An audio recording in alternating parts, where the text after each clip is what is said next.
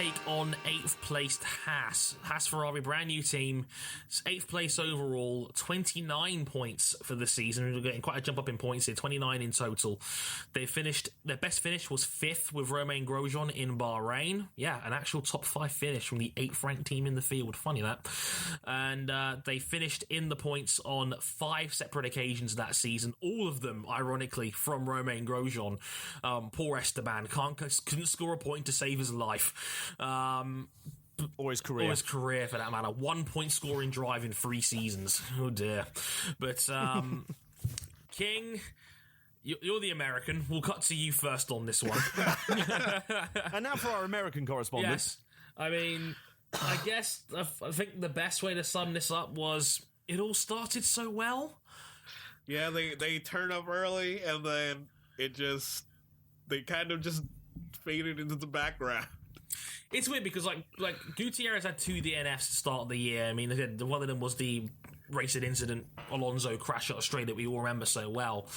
But Grosjean started the year, points on their debut, 6th place finish, great strategic call by Ruth Buscombe to basically run a 0 stopper because of the red flag and the tyre change situation.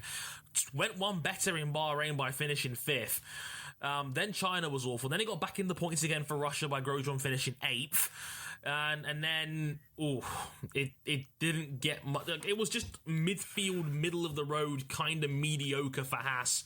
It felt like as soon as the European season hit, they really started to settle into where people expected they'd more likely to be. Indeed. I think that's the problem with the Haas season. Like, it wasn't bad overall. It wasn't too bad for them, but they set such a high bar at the start of the year with those amazing results right out of the gate. And you got to give Romain Grosjean a lot of credit.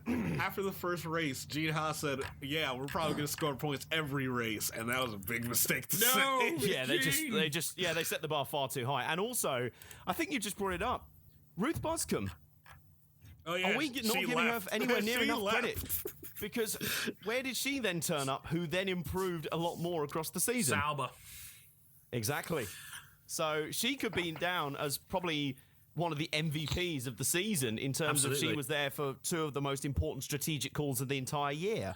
Yeah, two strategic calls that literally changed the outlook on 2 teams throughout the entire season. It was an incredible change of fortune or incredible swing, and those key decisions was what ultimately made it so great for him. But I want to mention Esteban Gutierrez for a minute because I don't want to rag on the kid too much because he's going to come up in a certain award later in the show.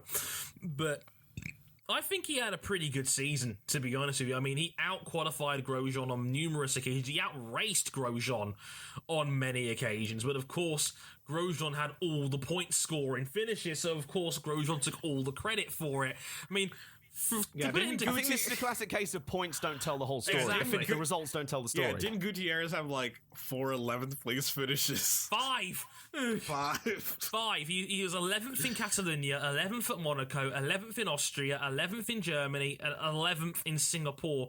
Not just for the record, to throw in 12th in Belgium and 12th in Abu Dhabi. Like them, he is like Hulkenberg and podiums. That boy. Yes, it's just not going to happen, is it? And it didn't help that he had all the brunt of the mechanical failures towards the end of the year as well, like in Brazil, like we famously saw him nearly punch out Gunther Steiner out of sheer frustration, having already been told he was losing his job, to Kevin Magnussen, who had an equally disappointing season over at Renault, really. Like, if you're Esteban, god damn it, I don't know how he was able to hold it down. Like, he was close to just punching the man out. But, yeah, just an awful, unlucky kind of season for Esteban, a season where I think he actually was pretty good, but was just bitterly unlucky. Lewis Hamilton, you want to talk about, I'm unlucky, the deserving, the moral champion, the blah. Esteban Gutierrez is just chilling over here like, no, mate. Don't even step to me with he's that. too busy tweeting him, telling him to remind his level of disrespect, as we found out in Hungary. But overall, I mean, it was a start where Haas essentially blew their load a little bit too early, and the rest of it was a little bit disappointing by comparison. I mean, if you take out the first 3 rounds where Grosjean finished 6th, 5th, and 8th, they would have scored less points for the year than Renault did. Yeah, the highlight of their season would have been Grosjean, not making the start in Brazil. This is the win But I for think us. that's actually more accurate as to where people expected them to be. Yeah. But so I think overall, I mean, I've given them a 6 out of 10. Because I think in terms of first seasons in F1 go, for an independent, yeah, bad. pretty damn minted independent. I wanted to go 5, but I'm American, so I'm probably being harsh. yeah, like it's not Harsh on the Homer. It's like the Homer being harsh here. That's kind of weird, isn't it? It's like kind of some weird ass reverse logic. I was going to say 6, and I'll stick with that. I'll say 6. I mean, it is their first year. I thought they were going to be right down the bottom. The fact they finished 8th is actually a pretty respectable result for them in the end. Grosjean, when the car is great, he is great. That's Grosjean seems to be the ultimate as good as the car lets him driver, essentially, of our times where Lotus were bad, but when they were good, they were really, really good, and Grosjean was right there. I mean, he basically saved their season last year with that podium in Spa. He got a friggin' podium. On the weekend, they couldn't even get into their own trucks. Yes. Ludicrous. It's one of those things, absolutely.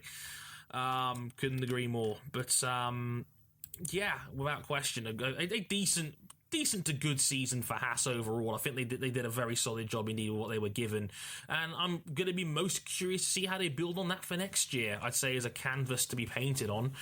I think there could be one to keep an eye on for next year.